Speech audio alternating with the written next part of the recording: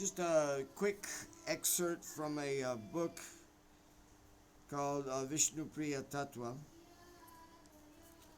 chapter Nimai Spreads Harinam.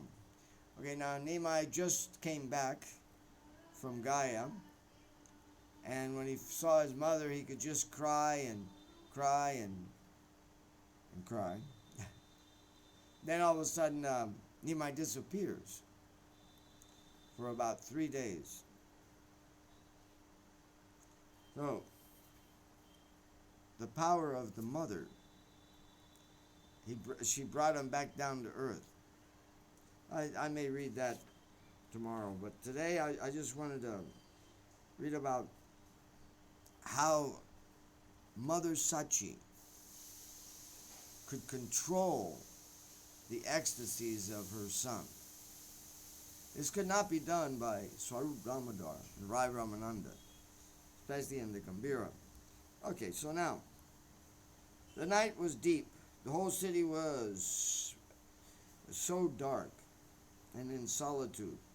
No, one or two nocturnal birds were calling out, like security guards of the sleeping city. The breeze blew softly. There was an unbroken silence in all directions. Suddenly, Mother Sachi was startled. She was woken up by her daughter-in-law, Vishnu Priya's calling out. She's saying, Ma, please, wake up, quickly come here. Ma, please come here, my. So now Mother Sachi, she got up so quick she didn't even put on a lantern. You know, they don't have electricity, so she didn't even put on a lantern.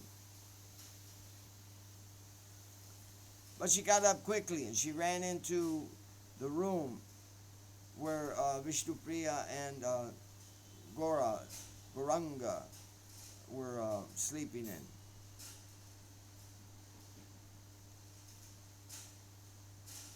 And then she calls her daughter-in-law. Oh dear Bama, what has happened here? What is all this about? Why are you crying? And why is Nimai crying so much? The sound of crying made Sachimata's heart so heavy. With quick steps, she entered into Nimai's bedroom. This was such an absurd scene, because Nimai was from a very respected family.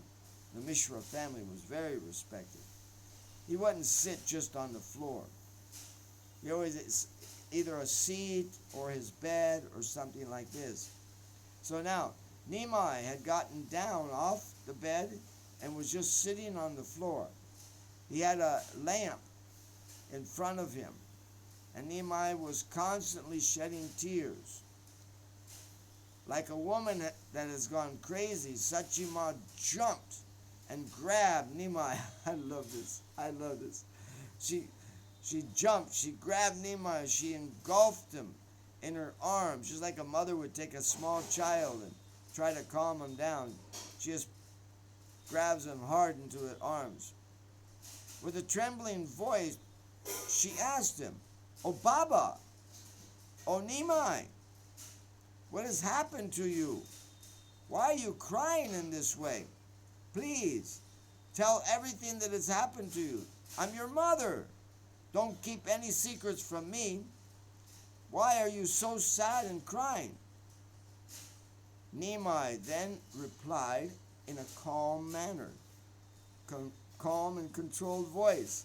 He said, "Mom, be still, please. These are not tears of grief or sorrow. They're not tears of pain, not praying, but pain.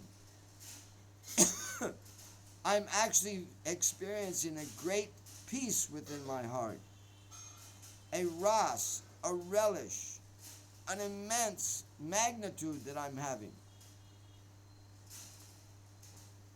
But then Mother Sachi, she comes back and she says, "Ah, and why are you crying?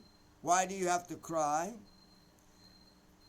Then Nimai, "My dear mother, this is not crying. I have no pain.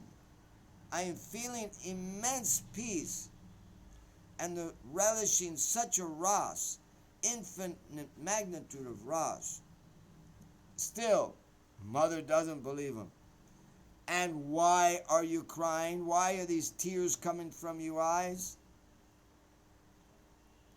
"Mom, these are not tears. They're showers of nectar that coming from my eyes. I was seeing a dream, and in that dream I saw Shamasundar has now come, and he's standing near my head. He is playing his flute. Ah, what remarkable beauty he has! A garland of wild flowers are adorning his neck. He wore an enchanting crown on his head. Mom, this is how my Krishna looks. He is a treasure house of my soul. He is sadhana.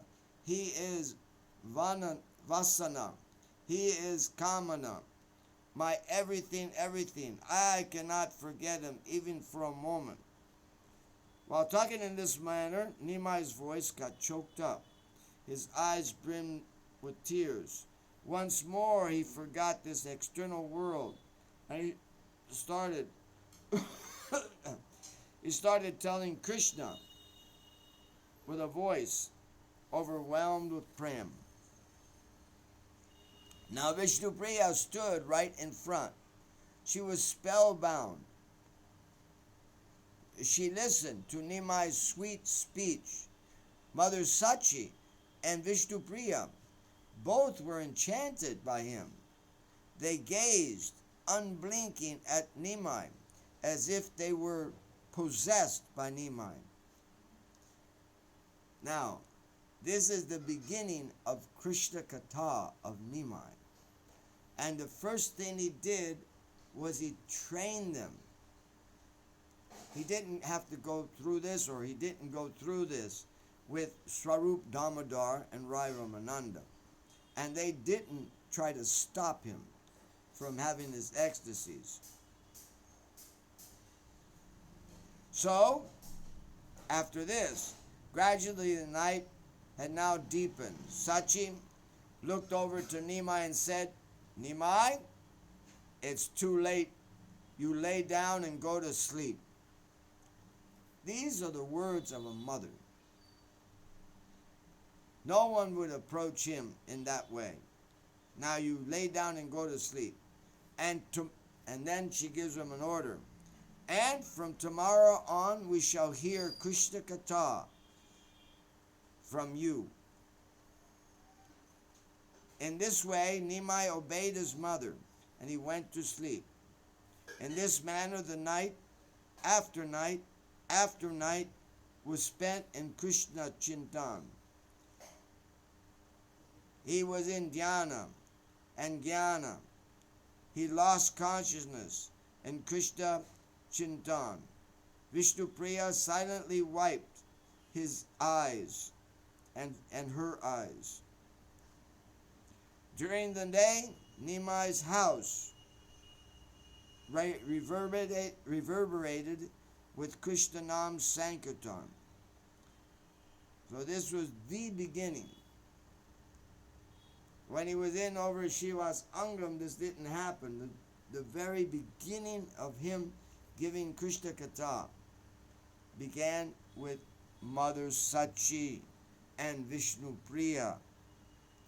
They were able to control him, settle him down, and then he revealed to them. And first of all, he revealed to them the secret of crying for love, not out of pain. He gave this to them. And just by reading this, we can have this manner of feeling deep feelings and crying for those deep feelings. Not out of pain, not out of absence, but out of great love. Okay.